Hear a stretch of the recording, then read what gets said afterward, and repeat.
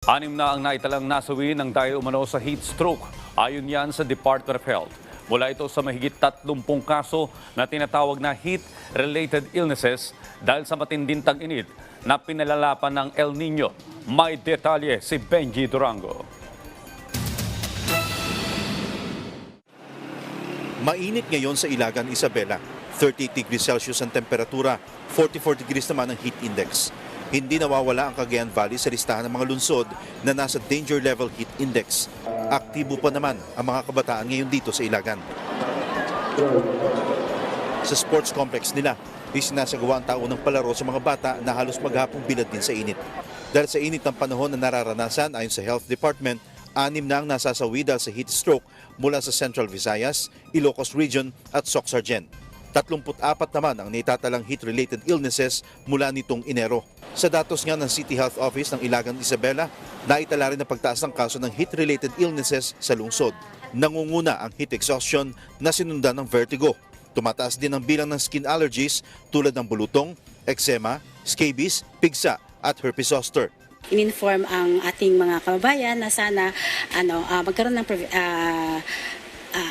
protection sa sarili nila sa heat. At tulad ng paalala ng DOH, Kailangan nasa lilim lang sila and increase nila ng water intake para at least na malabanan itong ating sobrang init ng panahon. hindi lang kalusugan, siguraduhin ding ligtas pati mga ari-arian. Lalo't ayon sa Bureau of Fire Protection, napapalala ng matinding init ng panahon ang mga sunog. Tulad dito sa Heritage Church sa Ilagan, Isabela. Nangihinayang ang mga parokyano habang nilalamon ng malaimpyernong apoy ang lumang simbahan katanghaliang tapat. Ito na lang ang natitira ngayon. Nalusaw ang mga salamin ng bintana.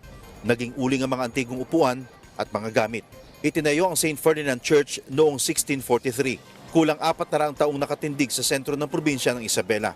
Nailigtas naman ng ilan sa mga ribulto. Pero ang imahe ng Birheng Maria, tila napaluha sa nangyari. Nakakalungkot ang nangyari sa simbahan na ito dahil kung makikita ninyo na sunog ang buong simbahan. Bumagsak ang kisame, ang mga upuan, nagkulay uling dahil sa hindi siya nakaligtas sa nagangalit na apoy. At kung mapapansin ninyo, yung nag-iisang trusses na yan, bakal na trusses sa itaas ng simbahan, dyan ngayon nakatutok ang investigasyon ng mga otoridad dahil sinasabi nila na dyan maaaring nagsimula ang apoy na tumupok dito sa simbahan. Ikakabit sana sa trusses na ito ang malaking electric fan na donasyon sa simbahan. Ayon sa BFP Ilagan, wini-welding ito ng contractor.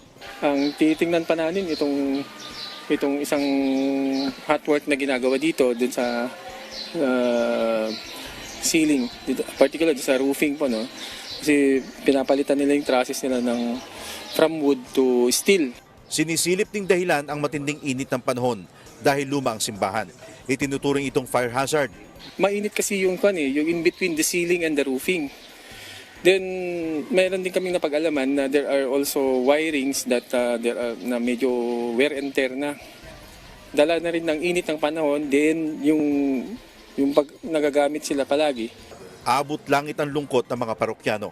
Mahalaga ito dahil maraming nangyaring mga sakramento dito ng mga tao at naging sentro din ito ng kalakaran noon because until now, it is still the capital of Isabela.